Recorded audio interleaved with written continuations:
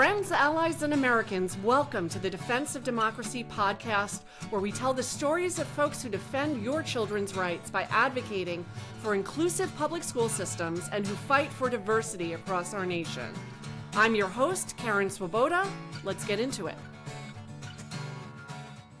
Hello, welcome to the Defense of Democracy podcast. I am your newest host, Addison K. Witt. It is my absolute pleasure to be here with you and to share the space today with a very interesting young man that I've come across recently. I've had a chance to look at some of his podcasts, and I have to say that it is indeed an honor, Ayaan, Moledina, to welcome you. You are a passionate young leader, and your voice is already shaping the national conversation on public health, education, and youth mental health. You are a high school student, I believe, from Austin, Texas, and you first stepped into activism at the start of the COVID-19 pandemic, championing public health and pro-vaccine policies, which I must say was very bold indeed. Since then, you have been at the forefront of multiple grassroots campaigns advocating for stronger mental health resources, expanded suicide prevention programs, and greater civic engagement among America's youth. Your work has earned recognition from the Texas American Federation of Teachers and the Congressional Award Foundation, and you are a strong believer in the fact that young people have the power to unite legislators, advocates, and citizens around the most pressing issues of our time. Your commitment isn't just policy driven, it's personal.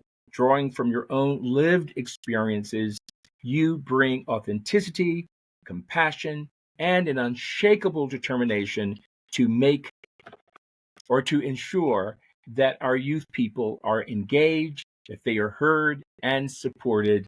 It is indeed a pleasure to welcome you here. How are you doing? And I know you've had a very busy day, so tell us a little bit about yourself, the things that I have not mentioned.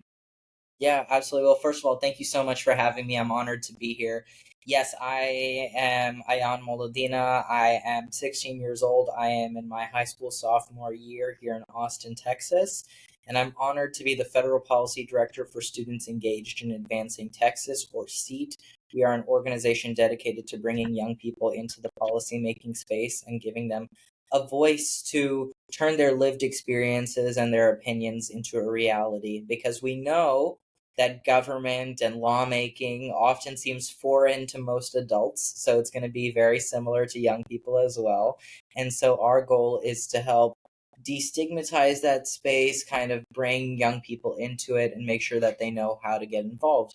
And so I've been doing this work for 6 years, working with various different organizations. And I got inspired to first get involved because of the division around a couple different issues. One was public health. Saw at the start of the pandemic that vaccines and public health measures were very controversial, whereas I thought that these were very common sense measures being given by experts in this field. And so I started to get involved there. I also saw that various other issues were starting to become controversial, and I didn't really understand why they were controversial. One was racial justice, and the other was education. Now, as a student now, and at that time as well, I knew that lawmakers were making decisions about me, but I never saw someone like myself, with my skin color, with my background, my age, being represented in the decision-making conversations. And I've always been taught, no decisions about us without us. And so that's exactly why I got involved, and those are the two main reasons. Another one is because of my personal mental health struggles. I knew that I wanted to make sure that mental health was prioritized in education and that all students across the country had access to equitable and quality mental health resources. So those are the three main reasons that I got involved in advocacy, and that's what brings me here today. I love that. And one of the things that you mentioned, first of all, thank you for jumping in and telling us how you have been inspired, what ignited your flame from within and those that surround you. But you said, I've always been taught. And I'm very curious, is that from your parents? Is that from educators in your community? Who have been the influences in your life? Yeah, I think that there are so many people that have contributed to where I am now. Definitely, both of my parents have always supported me and always encouraged me to speak up and speak out when I see injustice. Additionally, folks in the advocacy space here in Austin, including at the Texas American Federation of Teachers, who I've worked a lot with, that is their go-to saying, no decisions about us without us. And so they have been very instrumental in helping me from the very beginning. From 6 years ago when I first got started, they were some of the first people to support me. So I think the reason that I have been able to come where I am is because I've been able to go out into the community and meet people. And I think that's the number one thing that it comes down to in advocacy is community. I was at an event yesterday as well about abortion rights in the United States, and that is one thing that they kept coming back to was community, community, community, because this fight and any fight that we see cannot be done alone. And it gets very lonely in the advocacy space when it seems like all these things that we're doing maybe aren't going anywhere. Maybe it seems like we're the only ones working on it. But then when you have other people by your side supporting you and cheering you on, that's how you know that what you're doing is worth it. And so from the very beginning, I've gone out to events and I've networked and I've met so many different activists working on so many different issues, from LGBTQIA plus rights to education to public health and mental health, all of these different issues, immigration. And that's exactly how I feel inspired, is by learning from other people who might even work on different issues than me, but working towards a common goal. I love that. Although our backgrounds are vastly different, I've worked in the entertainment industry for many years, representing young adult actors, child actors, even senior actors. But I have to say, for many of the young people who began their careers early on, I know how important it is to have a strong familial foundation. When your family is supportive of you and they help get you started, and are willing to advocate on one's behalf or on their children's behalf at early ages, it really sets an incredible foundation. And I was very lucky and privileged to work with some incredible parents and partner with them in helping their children advance in the entertainment industry. I don't have any of the horror stories that people have heard oftentimes in the entertainment industry. And I believe it's because I worked with some really great parents and families. And we were also um, believed that our community was most important. So, a little shout out to your parents there for the incredible job that they've done. Let's pivot a little bit and talk about the state of education in America. I was the chair of this year's Defense of Democracy Film Festival. And that was also an incredible experience and honor. We had some great films that were submitted, all documentaries. And one of the things that I saw um, most in terms of our submissions, I was curating those films, and many of the films addressed education, or the problems in our educational system, how much education has changed. And since I left public school many years ago, there have been a lot of changes. And one of the things I was curious from your perspective is, what is the most urgent challenging or the most urgent challenge facing public education in Texas right now, since we're both here in this state? Yeah, it is a very sad scene for public education here in Texas because in the last legislative session, our lawmakers passed a voucher scam that puts $1 billion into the hands of private religious institutions.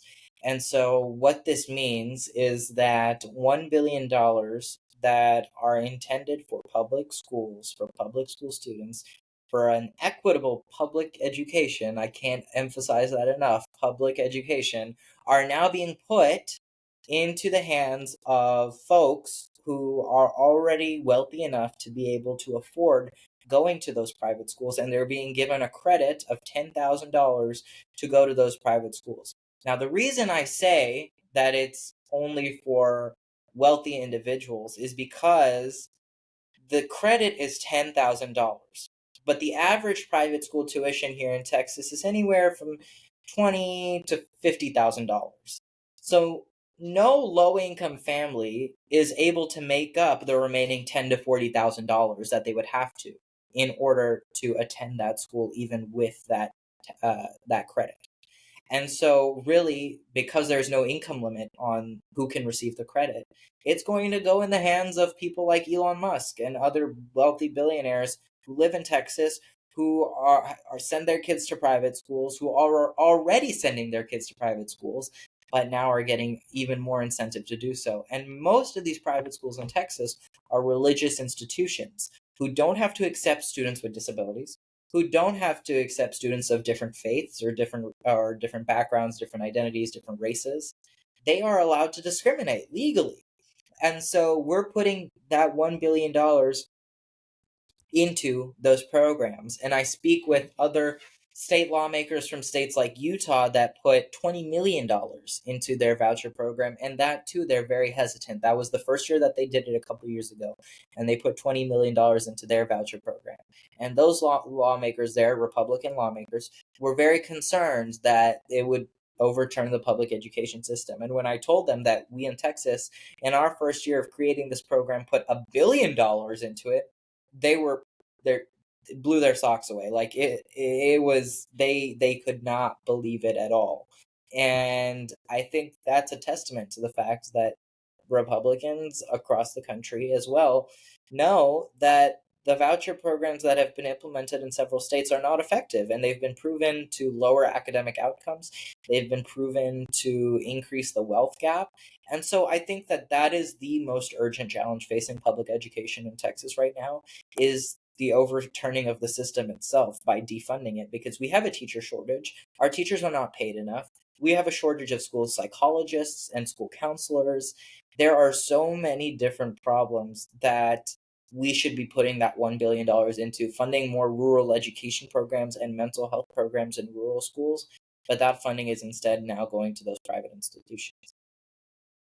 So clearly, there is a movement for more privatization, not only in the state, but across the country. One of the films we showcased in our festival is called Backpack Full of Cash, where students who are in public schools that move over to charter schools, that money, the funding from the government follows those students. So there's the defunding of the public educational system, and of course, funding now more of the private. So, how do you see then the dismantling of the Department of Education playing a role in this shift and movement? Yeah, I think that was one of the first steps that we saw with the new administration that made us really realize that public education in the United States was under attack. And the US Department of Education plays such an important role in overseeing education. Now, most people will say, well, education is a right left up to the states. And it is. It already is. Just because there's a US Department of Education does not mean that it's not controlled by the states. The US Department of Education oversees things like civil rights protections. So here in Texas, we saw that in Fort Worth ISD, they were putting less during the pandemic. The district was putting less funds into schools that were predominantly minority, black and brown communities, compared to schools that were predominantly white. Now, that obviously is a civil rights violation. And so SEAT partnered with other organizations, and we filed a civil rights complaint with the Office for Civil Rights at the Department of Education. And the Department of Education then worked to investigate that and work to make sure that there were reparations and things like that. And that's just one example. Out in Katy ISD, there were a lot of anti-LGBTQ policies that were put in place. And so we again filed a civil rights complaint, and that was investigated, and reparations were made by the school district thanks to the work of the Department of Education. The Department of Education also has an Office of English Language Acquisition, which has been fully abolished under the current administration, which works to make sure that students who don't know English have access to English learning resources. If they're immigrant students and need to learn the language that'll help them get forward in the United States, they no longer have access to those resources. The U.S. Department of Education is also in charge of implementing so many mental health funds. So $600 million just in Texas was coming for the purpose of mental health programs in schools and school-based mental health services. That is now gone because there is no federal department to oversee it. So things like overseeing federal funds, civil rights protections, English language programs, all of these different things are being abolished because the Department of Education is being dismantled. So, like you said, it is going forward with the goal of privatization. They are trying to attack minority and marginalized communities. And that doesn't just mean BIPOC communities, that means rural communities as well. The department played a crucial role in making sure that rural schools had adequate resources to keep up with state requirements. But now that there is no federal oversight, those rural schools will likely fall behind, and those students will not be able to succeed in the same way that so many other students have those opportunities. And so it's really sad to see that this is what we're doing, that we think that just because there's federal oversight that the decision making is not in the hands of states. And I think it's a testament to the fact that we are trying to dismantle the public education system overall. Yeah. Wow. Uh, what I was just, as you were talking, I was thinking about other young people that might listen to you or people that you speak to when you talk about seat filing complaints and charges against whether it's the state of Texas or U.S. government. How does SEAT go about filing a claim? Do you have a group of attorneys that are part of the organization? Yes, so we don't have attorneys that are directly hired by us, but we work with partner organizations that help us find pro bono attorneys that will work on our behalf. For example, there was a recent lawsuit that made it to the Supreme Court of the United States that said that any parent that doesn't like a book that's being taught in a classroom because it talks about LGBTQI plus identity, because it talks about racial equality, things like that, if it talks about those things, a parent can pull their kid out of class, not just for that one class, but for the entire day, and the student will be marked present. They won't even be marked absent. They won't be marked excused absent or unexcused absent. They will be marked present with no consequences. And so our organization filed an amicus brief with the Supreme Court to bring the student perspective and why we thought something like that would be harmful for students overall. And we worked with some attorneys based in DC, and they were able to write that amicus brief on our behalf. And that was based on a partner organization called FIRE that works with the Free Speech Coalition and works with us. And that's an example of one way that attorneys have worked with us. Another example is a lawsuit that we filed where there were a lot of restrictions that were passed via a law in the Texas state legislature that would put restrictions on content on social media, limiting content around LGBTQ plus mental health and suicide prevention resources. So we filed a lawsuit working with those pro bono attorneys through our partner organizations, and we were able to get that law struck down before it went into effect. So it's about finding people and attorneys and partner organizations that can help make those connections, that can help advocate on your behalf. And as a student-run organization, it's not easy, but I'm very grateful that we've been able to find those opportunities. And so our goal now is to work with other students who have similar experiences since we have this platform, we want them to come to us so that we can help them file lawsuits as well. I think, again, what you said earlier about community, working with teams, having great support, being able to network and build coalitions is so important to doing the work. It can't be done by one, so it has to be a collection. We all have to work together, and whatever expertise that we can lend to fighting for democracy and fighting for rights, fighting for better education, fighting for American citizens. Let's pivot and talk a little bit about policy and advocacy. If you could drive one major policy change tomorrow to strengthen public education, what would that be?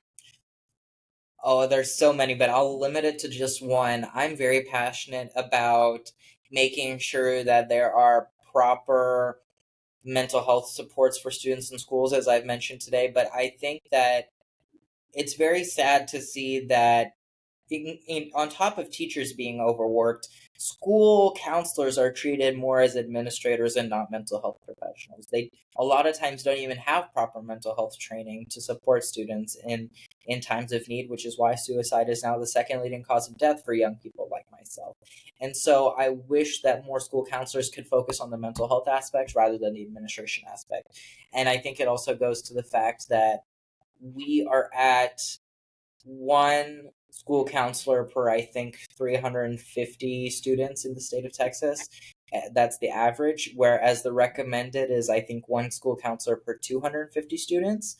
And so I think that we really need to bridge that gap, hire more school counselors, make sure that they have proper training, and make sure that they're supporting students more equitably and adequately. You know, we have reached the halfway point here where oftentimes on the podcast, we highlight volunteers, an individual volunteer for their commitment to and dedication to the work. Since I'm a new host and this is my first interview, lucky us, I actually want to really shed light on all of the volunteers with Defense of Democracy because each person has given their time, their energy, their commitment to standing up for democracy. And oftentimes the conversation is either the left or the right loves their country more than the other. But it requires all of us, and we can all love our country and advocate on behalf of our country in different ways. I don't think any one group has ownership of love for its nation. It's all of us, and the work that all the volunteers are doing is incredibly important. So I personally want to say thank you to each and every one who has made a commitment to stand for democracy and support the defense of it. Okay, we just have a couple more questions here and then we'll round it out. Let's move forward. When you envision the future of public education in America, what does a just, equitable, and inspiring system look like to you? I want a public education system in America that's exactly that, a public education system where no matter what zip code you live in, if you're in a rural community, if you're in an underserved community, that you don't have to move for a school, for a better school. I hear all the time of students moving to different neighborhoods for better schools. No, I want it to be where every school is equal and equitable and every student has access to a high quality education. Because like we talk about all the time here, there is no way to succeed in the United States nowadays without a high quality public education, without someone you forward and showing you how you can become a leader by being properly educated. And so I want to make sure that number one, there is equitable public education. Number two, that every student feels represented in the curriculum that they're taught. And that means talking about Black and Brown history. That means talking about women's history. That means talking about LGBTQIA plus history. We can't cut their stories out, their experiences out, their history out. We can never do that. And so I think those are the two main things to make sure that we have an equitable and inspiring public education system. How can other young people across the country who are listening to you and hear your stories and your advocacy, how can they get involved in real ways in their own communities? There are always different ways to get involved, and it's different for every student. And so the first thing that I always say is find a problem that you're trying to solve. If the problem that you're trying to solve is that my district doesn't allow excused absences for mental health, but the state law allows it, but my district doesn't allow it, then I think you should go testify before your school board and tell them what you think needs to happen. And there's always a period of time in the school board testimony where you can testify about anything you want. And they usually let students testify first because a lot of these meetings go till 3, 4 in the morning. And so they'll let the students go first so that they don't have to stay there late and have to miss school the next day. And so I think testifying before school boards and city councils, and then also writing, and if you can go to your state capital during its legislative session and go meet with your lawmakers in person, I always recommend that because in-person meetings are always beneficial. But otherwise, setting up Zoom calls are so effective. And I know some things like even sending emails and making phone calls you feel like going to avoid, but as someone who has worked on the other end and worked in legislative offices both at the state and federal levels as well as the local city level, I know that those calls are tallied and we keep track of who calls and what they say. And so you're not talking into a void as much as it sometimes does feel like it. And I acknowledge that it does feel like it. So know what you're advocating for, find the issues that you're passionate about, know what that institution is doing about that issue already. So if you're advocating for immigration, know what the state legislature is doing on immigration, what bills are out there around immigration. Find organizations that are working on immigration, maybe the ACLU, maybe Defense of Democracy has other connections, but find the organizations that are doing that, ask them for help on what the issues are and what legislation is being introduced, and based on that you can form your talking points and what you want your legislator to do. Maybe there's a bad bill out there that you want to ask your legislator to vote against. Maybe there's a good bill out there that you want to ask your legislator to vote for. And if you don't understand it yourself, that's totally fine, but there are so many organizations in every single state that are doing this work. So do your research on who's doing the work, what work is being done in the institutions and outside of the institutions, and what you can advocate for. It's clear to see that you are dynamic and you are a leader, definitely someone to look for and keep our eyes on for in the future. With that said, I'd like to talk a little bit about identity as a Muslim, as a Texan, as an American. I see these three areas that converge with you, and you have a voice there. How do those identities shape your worldview and your approach to leadership? I think there is so much stigma associated with, my identity as a South Asian and as a Muslim. A lot of times I look at legislative bodies and I don't see myself represented. And I don't see people who look like me making decisions about my community. And I see a genuine fear of my community, people afraid of people who look like me because they don't understand me. They don't know who I am. And I don't know if that's because they haven't made the effort to understand people like me or if it's because they haven't been able to find people like me. So my goal is to go out there and make sure that people actually understand who I am and that we are a community that are good people that are focused on service, that are focused on faith, that are focused on kindness towards others. And as a Shia Muslim, I a lot of times hear from our leaders in the religion about service and about not just inside the religion but outside, serving your country and serving your community. And they tell us that these acts of kindness, that these acts of service and acts of empathy, they are acts of faith. And so when we do these things, we are that is part of our religion. And so I don't want people out there to fear us because there is nothing to fear. We are doing this out of the goodness of our hearts. We are trying to serve, and I would love to see more of us represented. And so all of these identities come together. I'm a proud Texan. People in Texas are very proud of our identities as Texans.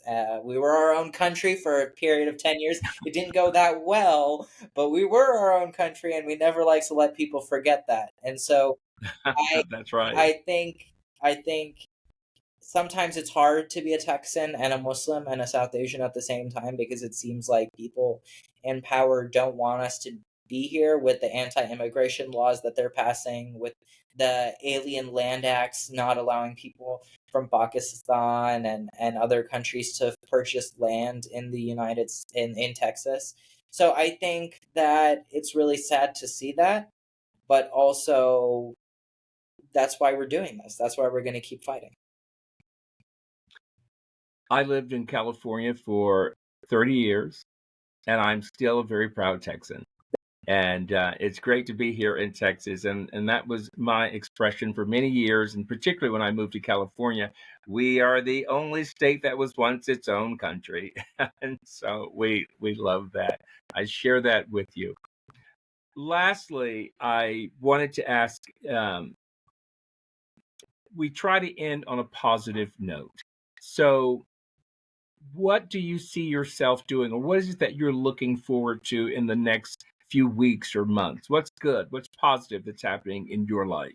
In my life, I am starting to figure out more how to balance my life, because I think for the past 6 years that I've been doing this, it's been go, go, go nonstop 24/7. So I'm taking some time to smell the roses. I'm taking some time to slow things down a little bit, at least for now, and take care of me, which I think in the goal to serve others and make sure everybody else is okay, I forgot one important person, and that's myself. And so next week, I'm taking a nice little vacation with my family.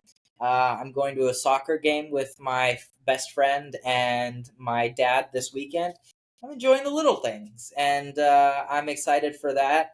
In the long term, I hope to continue my advocacy work and eventually run for office.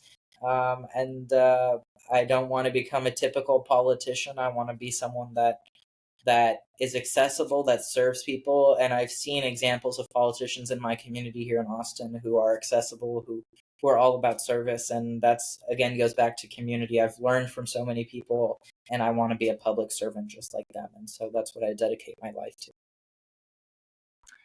You know, as I said, I represented a lot of young people in Hollywood, a lot of great, talented people, and I had an eye for selecting just the right person that I felt I could teach or represent and help build their extraordinary careers. With that being said, it doesn't take a genius to see that you have a very bright future ahead of you and that you are offering a great deal to the state of Texas, to your community, to our nation as a whole. I wish you much success.